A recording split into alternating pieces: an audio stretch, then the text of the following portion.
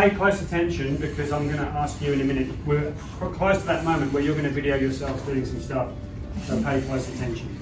We're going to talk about a few things. I want to start with energy. I mentioned earlier, some of you have got naturally high energy, and you've got to get yourself into a state where maybe you bring it down every time you get when you start class, because you can scare them. And if you're on that high energy all the time, they're like, whoa, what have I walked into? Some of you are going to be lower energy, and you're going to need to pep yourselves up in terms of your energy.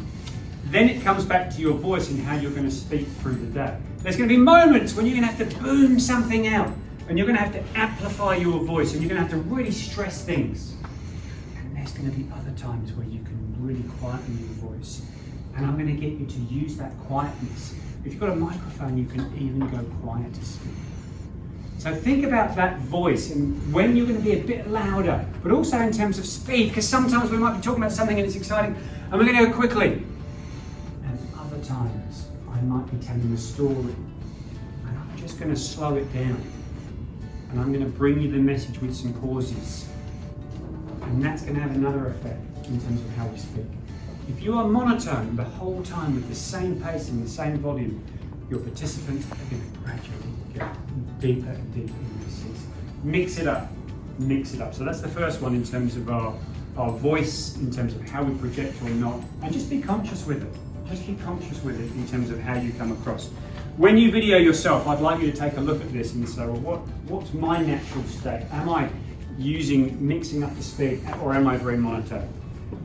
Second one is filler words. Filler words are things that we say in between speaking, like What else do we say as filler words? Like. You know what I mean? You know. There's a podcast I listen to, and they're all English, and they keep saying you know. And they all say it, and they say it with all the time. What else do we say? Does that make sense? Does that make sense? And you might repeat that and repeat that and repeat that. And after a while, your students are going, why are you saying that every time? And it's a bad habit. They're called filler words. It's an effective question, because even if they think they understand. Yes. Do you get it? Like, you've all got filler words. As a trainer, you've got to try and understand what your filler words are. Today I've used a few, but not many. I find myself and I catch myself with filler words. And it's really important when you do your video in a minute of yourself that you take a look at your filler words and be brave to play the video back and see what you've got. So be aware of filler words and try and get rid of them. Let's now talk about movement. So I've got my safe spaces. Some people, and Mike's a bit of a pacer this morning, some people are pacers and they just think that it's quite good because they feel comfortable pacing as they talk to just pace. How does this feel, by the way, for you as I do what I feel comfortable is in pacing? Behind my back. And it's just, can you just stand still? So don't pace. I want you to spend time in a safe space talking and then go to another safe space.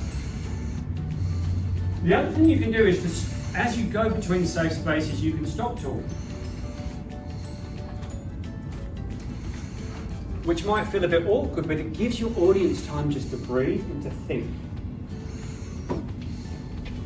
You don't need to be talking the whole time. Move between your safe spaces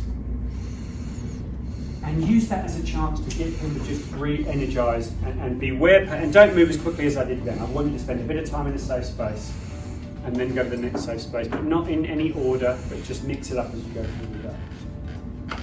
Let's talk about eye contact. This one's really important in terms of speaking to a group. And this is a way to kind of connect and use your safe spaces. I call it one message, one person. So think about eye contact. What do you tend to look at when you're looking? Who do you look at?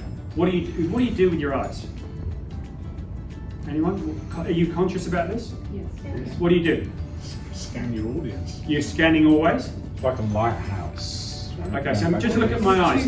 If I'm always, what's going on now? Connecting with no one. Okay, so I'm connected with no one.